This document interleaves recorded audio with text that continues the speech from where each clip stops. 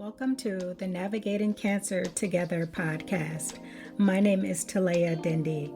I am a 10-year cancer thriver, cancer doula, and owner of On the Other Side.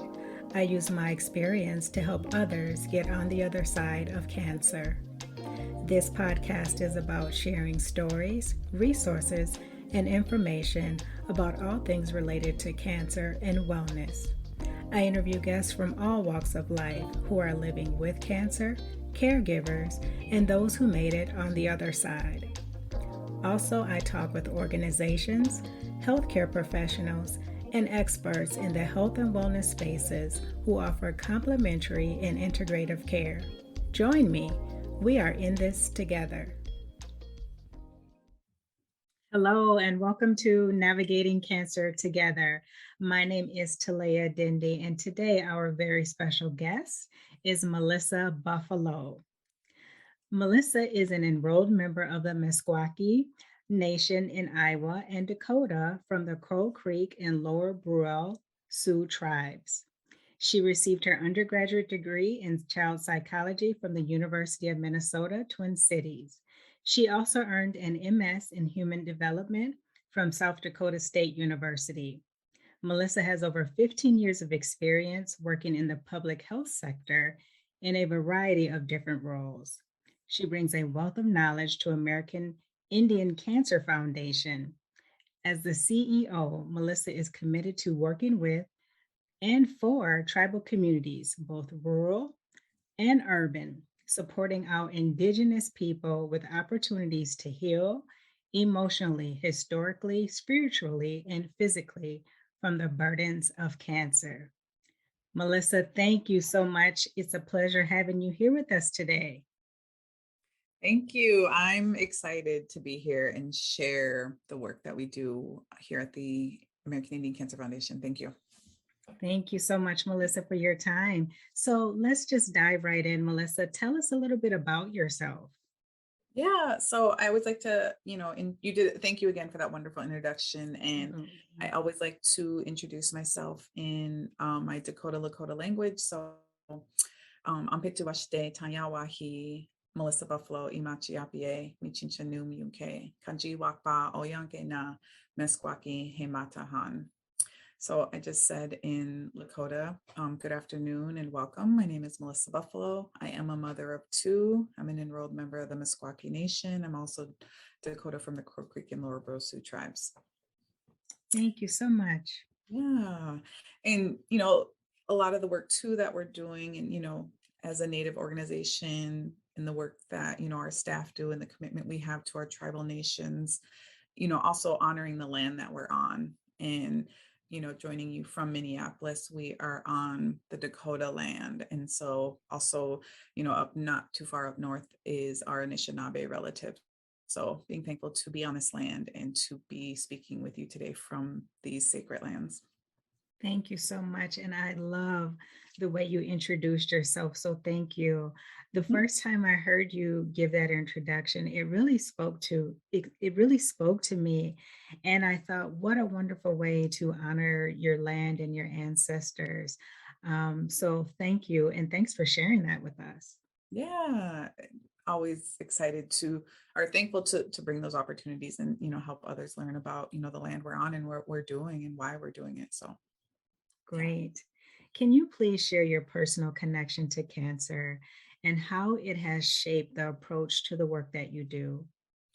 Yeah, great question. And I always preface in, the trainings I give and the opportunities to speak that, I speak from my heart, and oftentimes I have to check where my emotions are. And when I speak about the work that I do, because it's not just professional, right? I am a tribal member. I am a mother. I'm a mother who lost her mom when my son was 2 months old, and to carry that pain and that healing. And so I look at the cancer burdens that have not only impacted my family, but my staff here, my board members, other family members. It can get emotional, right? And how do I channel that? And it's, also a time to heal, because it's important, because I want to share my experience and that it resonates with others, and that, we're not alone. And I don't always have to be in mourning, or, it's not always considered trauma, but I'm doing this work so that others don't necessarily have to experience this. Or how can I be a healthier, happier, mom to my kids so that I don't pass away at a young age. I lost my mom when she was in her 50s.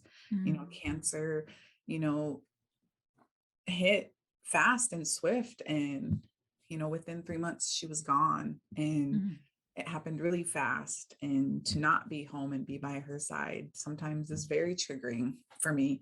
And so I have to sometimes check where my emotions are, because I yes. might be crying. Um, and so I've said that because I don't want to also feel like I'm here to make others feel bad or cry. This is the work we do. This is why we do it. There is a need. There are cancer burdens across Indian country. And, losing my mom is one of the hardest things.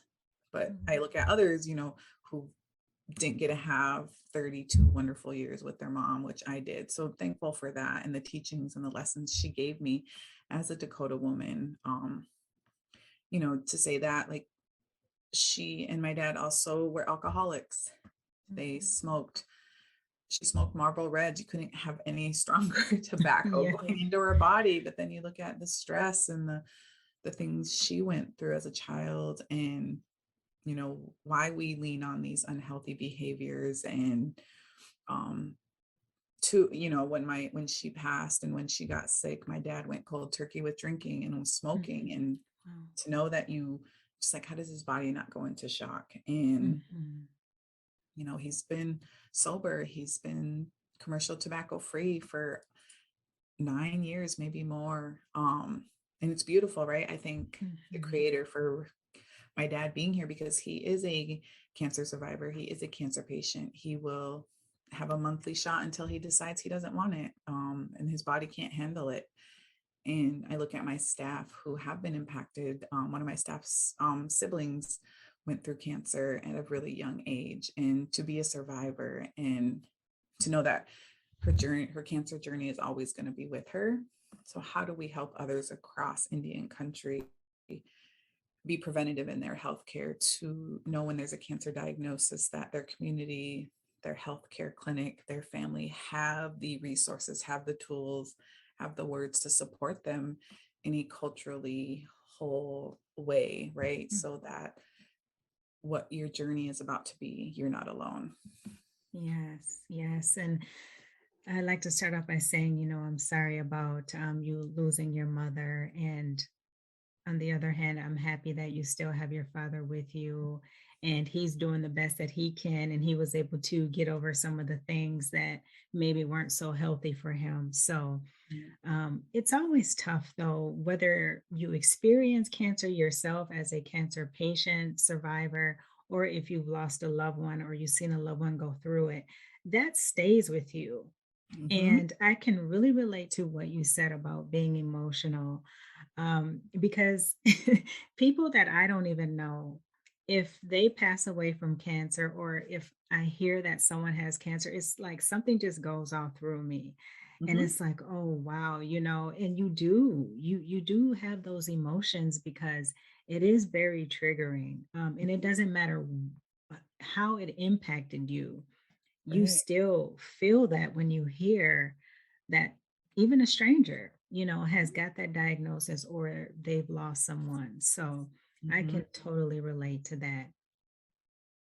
Awesome. Yeah.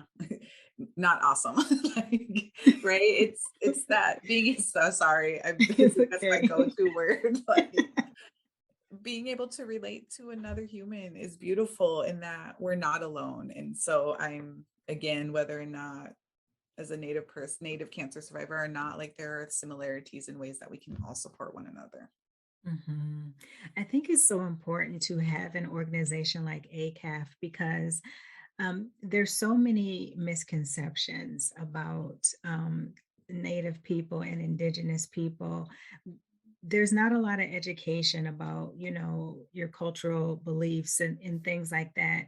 And so I think that having ACAF is so important Tell us more about the organization and the work that you do there specifically.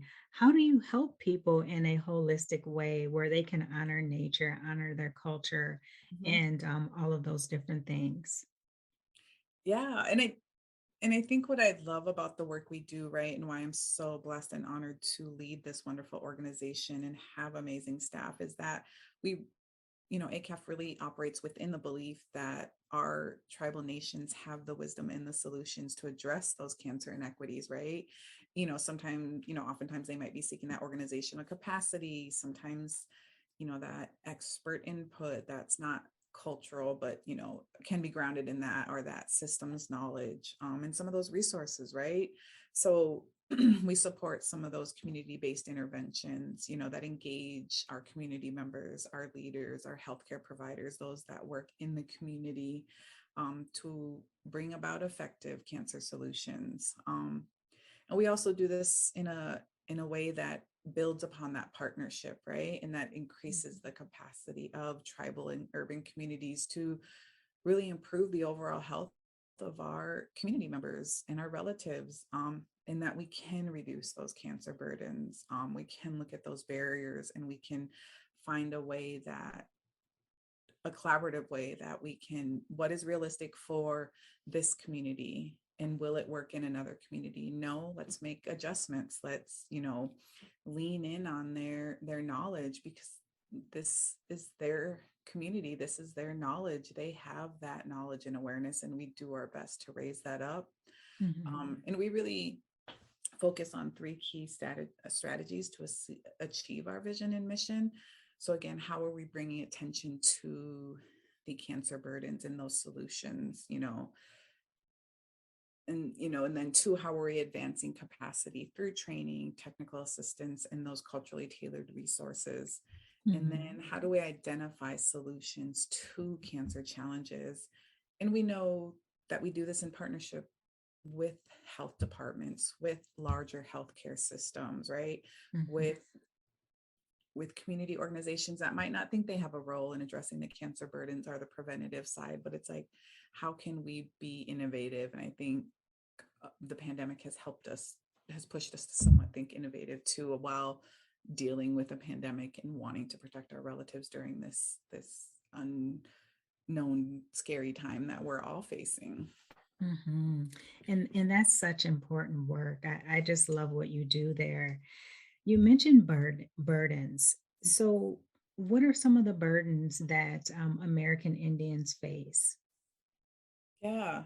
Um, what are, when we think about those burdens or those barriers, and how we're trying to address those, um, we're able to see that breast cancer, cervical cancer, that those rates are higher in our community. Um, then there are things that play into that. And so we know that cancer in American Indian Alaska Natives is the number one cause of death for women, followed by heart disease and unintentional injury. And then it's the number two cause of death for men, which one is heart disease and three is unintentional injury. And then Mhm. we're able to see what are some of those most commonly diagnosed cancers for men and women, or for male, females. We know that lung cancer is the leading cause of cancer death. And so we look at that burden of commercial tobacco use, and why are we leaning on commercial tobacco use, and how do we bring about change that? Yes, as Native people, commercial tobacco use is high, say in the Northern Plains. We just got off a call with folks in North Carolina and talking about their commercial tobacco use. And I say commercial because we have to also acknowledge the role that traditional tobacco plays in our community. And this week I got to be in some amazing conversations with experts, and that are both our staff and consultants, that bring about those conversations and our relationship to commercial tobacco, or to traditional tobacco, and the plant, and the seed, and how we plant it and how we grow it and harvest it, and what are those roles, and that honoring of it. And it was Mhm. just such a beautiful thing to learn about it, because I grew up knowing that I saw tobacco as smoking my parents, and Mhm. that it wasn't good, and that I'm a secondhand smoker. And it's like, oh my God, what is this doing to my body now that I'm 42? And like, what is that Yeah. unknown? And from being 10 years old in a car with the windows rolled up and barely cracked. Um, and then we also, that burden too is looking at where, we're looking at the cancer death rates for American Indian, Alaska Native have increased over the last 20 years while decreasing for whites and other communities of color in the United States. So folks, Mhm. are celebrating a decrease in those trends where American Indians, there continues to be an increase in the cancer, in being cancer diagnosis and the mortality. So we have an amazing cancer burden booklet that really breaks down our regions and looks at the different patterns. And so, seeing what are the common cancers in Alaska. Are they Yes. similar or different to those in the Southwest? Are they East Coast? And, wanting to update those numbers. But then that's a burden in itself too, because oftentimes we're not included in the data. You know, we're seen as an asterisk because we didn't have a large enough population or Mhm. count to be included in this data point, or we're considered something else. Yes. So that's a burden too. And how do we help ensure that we're in the conversation, and that we don't have, if I can't be at the table, or our staff, or others, our other tribal leaders, how do we ensure that we have allies that will say, hey, American Indians are not in this, what do we need to do? Let's, bring about that change. And so really Mhm. seeing that as a burden in itself too, because then how do we know what those numbers are? How do we know what the data says and about us? That's so um, true. yeah. A lot of great points there. And when you were talking, something came to mind. And if you can, address this as well. A lot of times in different communities, mental health is viewed as a stigma or it's not talked about at all. How does ACAF and then as well as the American Indian communities, how do they address mental health? Is that part of the care that is received? Can you go a little deeper? Mhm. um And so does ACAF have like any mental health providers that they can refer people to? Is that part of the cancer care that ACAF promotes? yeah, so when we look at that, our health, right? The whole Mhm. being, the wellness. And somebody said that yesterday, like mental health is a common terminology, but what is the wellness of our people, and bringing that Mhm. conversation forward. And I'm just like, I was like, that's a light bulb moment. Like, oh my God, that makes so much sense. I'm going to use that. So not only do we provide resources that, support the physical health of our cancer survivors, those in active treatment, even bringing it into a clinical trial. But what is that emotional, spiritual um, aspect of healing, of health? And um, so when you say, how do we address mental health? I think that's where I was a little like, oh, what does that look like? Versus like, yeah, the wellness of our people, and Yeah. ensuring that you have access to healthy foods, to clean water, to those medicines that might be Tylenol, or, traditional tobacco, and being able to smudge, being able Mhm. to go to ceremony and putting out prayers and offerings and thoughts to feel well. Mhm. um, so yeah, I hope that answers your Okay. question. That does. Yes, that does. I know a lot of times in a lot of different communities, when we talk about cancer, mental health is often overlooked, but to me, they're intertwined Oh yeah. because cancer definitely affects your mental health. Some people more than others, but there's still that impact of it. So, thank you for answering that question. I want Yeah. to take it back to traditional tobacco. Can Mhm. you please educate the audience on um, what that looks like for American Indians? Because a lot of people may not be aware of how tobacco has been used for spiritual reasons or ceremonial reasons. So I think that would be Yeah. helpful.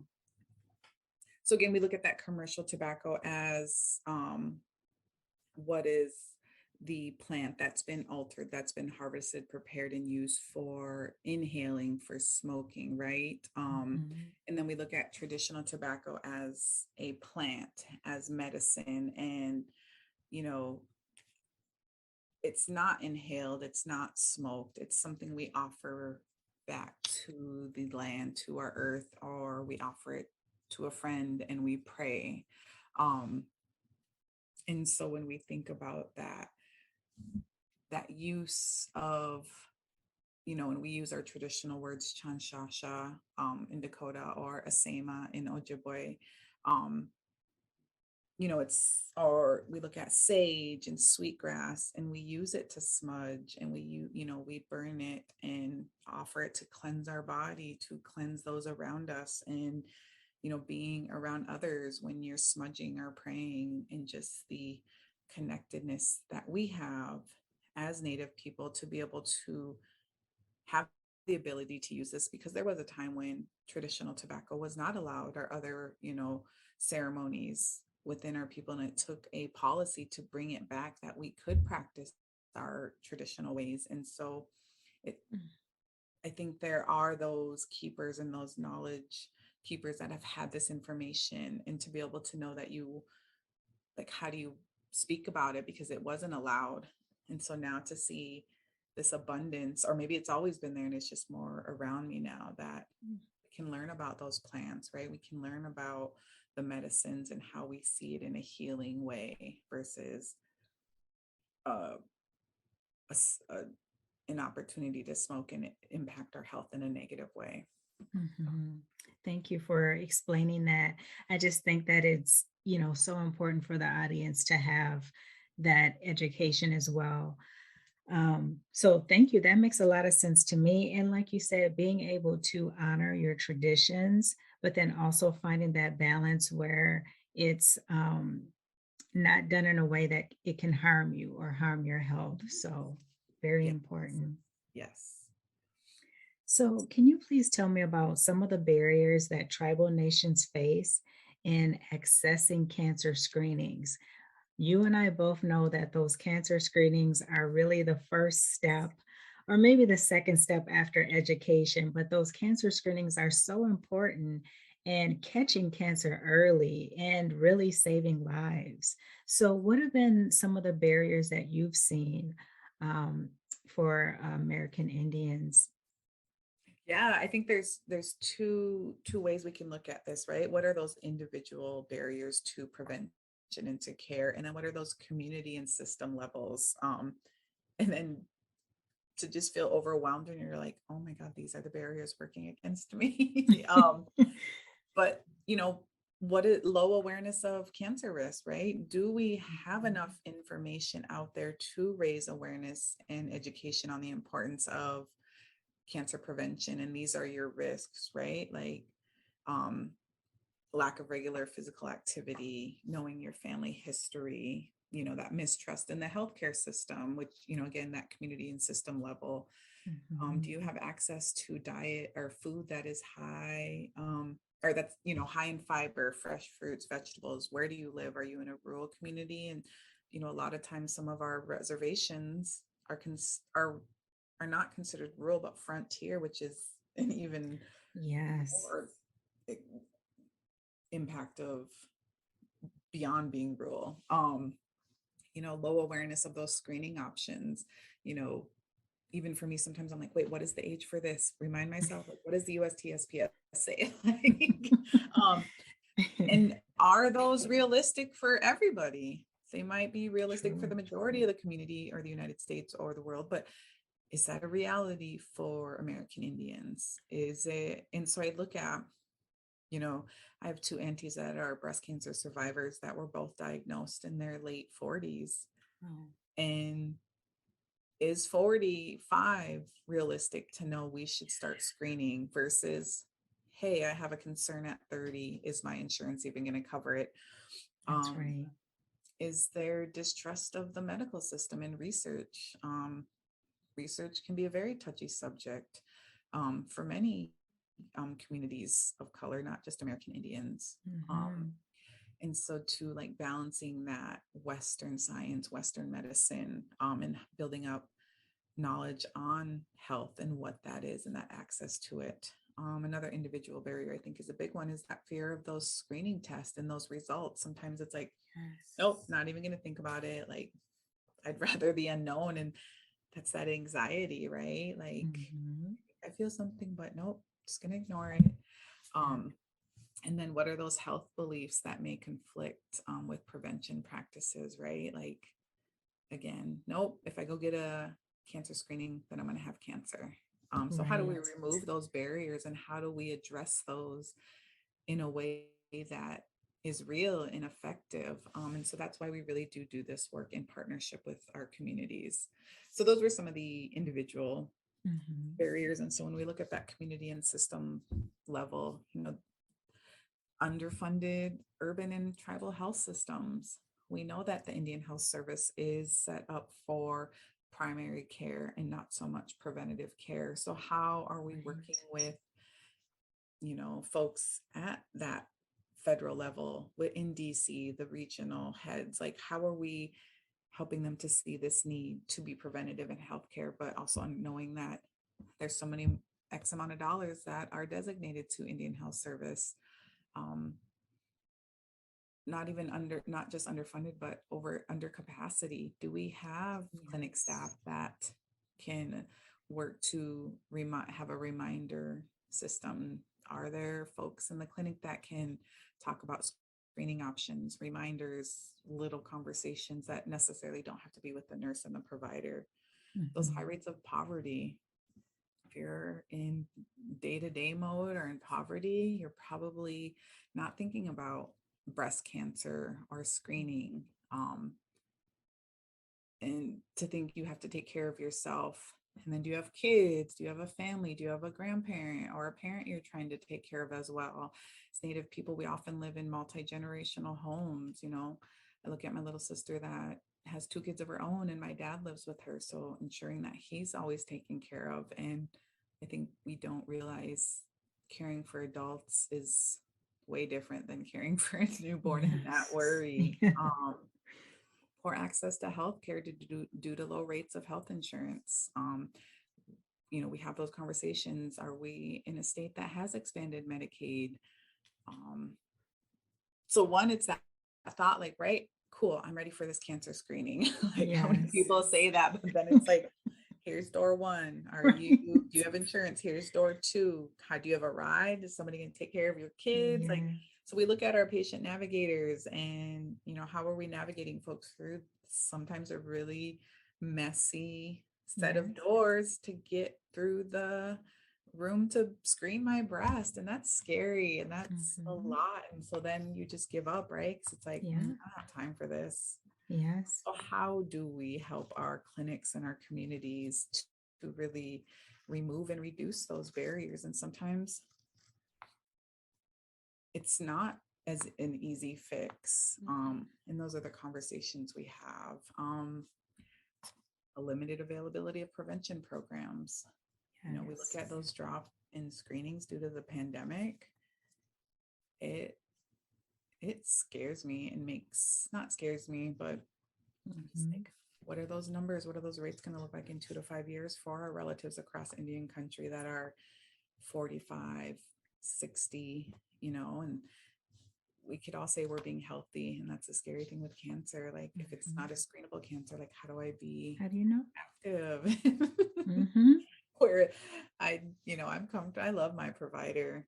And I'm always like, just check me. What's going on? Like, but that's also being an advocate, and I work in this every day, right? Right. Versus somebody who doesn't. And how do we help? And so some days it can feel overwhelming. Mhm. So yeah, so again, being able to understand both individual and community and system level barriers. That's an excellent point because it is twofold and sometimes trifold. There are so many different things to consider Mhm. that most of us that have access to healthcare and all of these different things, we take those things for granted. Like you said, just something as simple as having a ride or having transportation to get to a screening. So all of those different things play a part, and there is a lot to unpack there with everything that you shared. And that's why we need people like you and ACAF to do the amazing work that you do to really help people and let them know that they're not alone, that, hey, we have some resources, Right. education, and all those different things to help you start to take those steps to get the screenings that you need. So thank you for all of that. And they're all great points and Mhm. very valid. Well, I'm very thankful we can share this information and to have a conversation with you. So thank you as Thank well. Absolutely. Finally, Melissa, based on all the things that you've just shared with us, there is such a need for different campaigns and things like that. What are some cancer awareness campaigns that you're currently working on with ACAF? Yeah, my staff are amazing. They do some wonderful, innovative, creative campaigns that really, support our communities and meet them where they're at.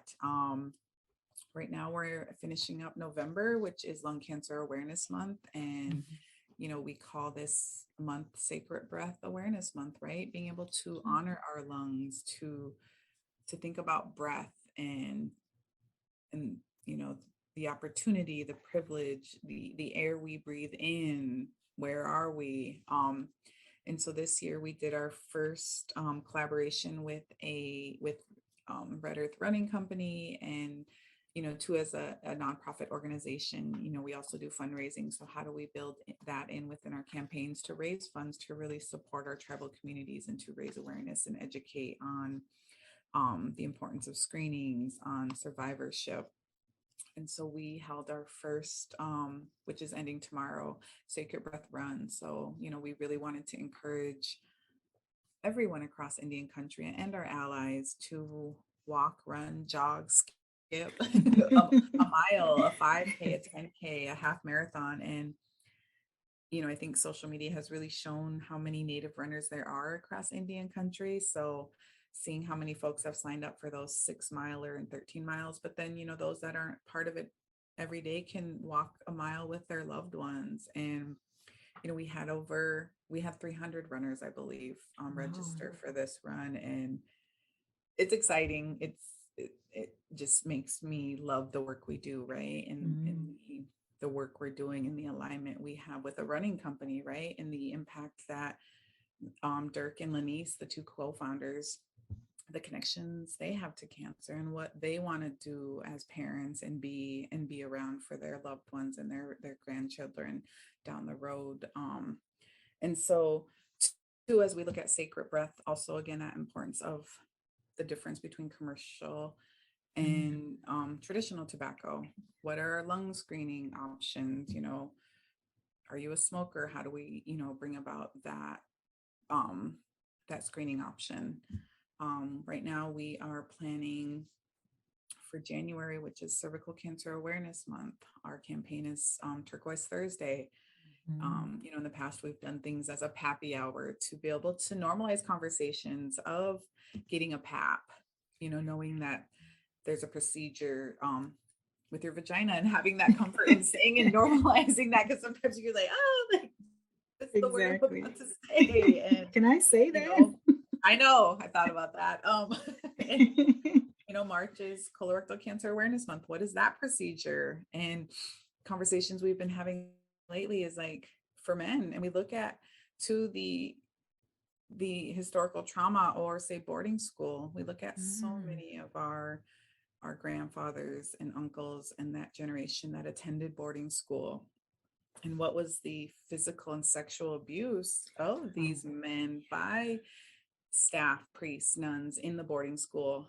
And then to think you're 60, 70, and I'm like, go get a colonoscopy. yes. And to have that Mhm. sensitive topic in that procedure. And as a doctor, you may not think about that.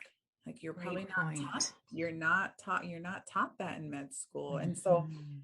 how do we work not only with communities, but providers and clinic systems to think about those conversations and that connection to staff that are native, coming from the reservation to receive treatment, and being sensitive in that. And that's something I didn't even think about 5 years ago. Mhm. Um, and so, yeah, so, we do though, those are some of our bigger campaigns. Indigenous Pink Breast Cancer Awareness Month is our biggest and largest campaign. And it's wonderful to see clinics and communities across the nation kind of hold their own events, make their own Mhm. t-shirts, do awareness walks. And too, like, how do we help males encourage females to get breast Yeah. cancer screenings, right? And then last year we Yeah. talked about like all bodies have breast tissue. Mhm. And according to data, we know that females have more fatty tissue there, so they're more likely to um,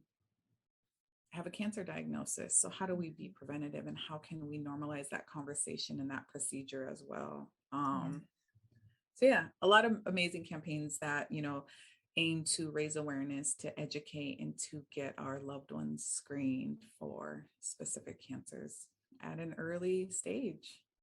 That's so important. And you mentioned a lot of great points about why people may be afraid to get those screenings and educating the folks that work in the healthcare system as well about different things that different communities and people in different cultures have experienced that Mhm. may be preventing them from getting the care that they need. So I love that you mentioned that. That's so important. The last thing that I want to ask you, and then I'll get into a couple of a little more personal questions before we wrap up here that I ask all my guests. But what is something that you want the listeners out there to know about ACAF that they may not know? Ooh, that's a good question. What is something we want folks to know about ACAF? Um, that as a national nonprofit, that, I look at the vision and mission, and, we believe in it. And that is what keeps all of us going, because sometimes these conversations are heavy and some days it's emotional, right? But we really Mhm. do our best to reclaim Indigenous health and to really emphasize that and that belief, and that we are healing with culture, and that it is a beautiful thing, and that our culture is healing. Mhm. Oh, I love that. That's so important is to be able to hold on to your culture and share that from generation to generation, because in these times, a lot of times that gets lost. And Mhm. so keeping that at the forefront is so important. And I just want to applaud ACAF for doing that. I can't stress that enough. Yay, thank you. Absolutely. And so the two questions that I ask all my guests, the first one is, what is something that you have learned in life, Melissa, that you would like to share with the audience? Oh, that's deep. um, oh man, that I think lately, I feel like, so, and laughter is medicine. And I look at our experiences as Native people and the traumas we can carry, that it doesn't have to define us. That, right? Like, I could have this trauma or that trauma of being raised in an alcoholic home. And I love when I have a staff call me out, like, Melissa, your traumas aren't going to define you today. And it's beautiful, because then we can laugh, right? And we can Yes. know that I'm doing my best to be a better mom, the best mom, and that my mom in that moment did her best, right? With Yeah. what she had and what she was given. And it doesn't make her any less because, she had these, you know, I was addicted to alcohol. Like, no. So, yes. So, thinking about our traumas do not define us. I love that. And that's so important. And we've all been through something in life, especially if we've lived long enough. We have experienced some form of trauma. And Mhm. just being able to be aware when we feel that popping up and to say, nope, that's not going to define us. So I love that. Thank you for sharing that. And I'm going to implement that into my practice too and say, catch myself, okay, Talia, nope, that Right? doesn't define you. It's a mindset, and it works. It's Mhm. beautiful. You have to let me know how that goes if I you're ready. definitely will. And then the final question is, what is next for ACAF? And you as well, if you'd like to share anything. Yeah. I think ACAF continued to expand our reach and, our footprint as a national organization. We know there are so many wonderful sister organizations, communities, tribal nations that do this work. And we're just always here to help and possibly fill a need, to fill a gap. And, we also do our best to know if a tribe wants to apply for this funding or do this work. Like, we're here to help. Like, we want you to, as a national, not native national nonprofit, like, we want the tribes to lead this work, and we're just here to be a support in that, as we continue to expand and our reach and our services. And then for me, I'm just so honored to be in this role. Again, I look at how I was raised and what goals I did or didn't set. And, when you function in crisis, you don't have time to think ahead. And so, again, changing that mindset for myself and my kids, and, everything I do is because of my kids. So for me, it's just always wanting to learn from today to do better tomorrow. Mm, I love that. And again, a lot of great points is just slowing down and saying, hey, let me get out of survival mode and really look at my life and see what it is that I would like to have for myself and my children and family. So thank you for sharing that. And before we end, Melissa, where can people find out more about ACAF? Ooh, yay. Wonderful question. We are across social media. We love our social media toolkits. Can just, look up American Indian Cancer Foundation on Facebook, on Twitter, on LinkedIn, Instagram. My staff keep trying to convince me we need a TikTok. Uh-oh. So who knows, maybe TikTok. And then we have a wonderful website, americanindiancancer.org, and we have wonderful resources that are downloadable. We want folks to use our resources, and you can also find our, our contact information. Thank you for sharing that. And audience, make sure you check out ACAF and their website. They have a lot of great resources, a lot of great information. And so all of that is out there for you. And please share it with others as well. Melissa, I want to thank you again so much for sharing so much wonderful information with us, and your wonderful introduction. Thank you for your time. Thank you, Talela. You're welcome. You're welcome. And that is it for this Wednesday. Yay! I like to give I like to give a shout out to the listeners. Thank you so much for joining us. And until next time, let's keep navigating cancer together. Take care. Thanks for listening to this episode of Navigating Cancer Together. I hope you enjoyed it. Please be sure to subscribe. And if you appreciate the show, drop a positive rating and review on Apple Podcasts or Spotify. For notes from the show, visit ontheotherside.life and check out the podcast section. After you check out the show notes, head over to my gift shop and show yourself or someone special in your life some love with gifts of encouragement, hope, and positive affirmations. I would love it if you joined us for the next episode. Talk to you soon.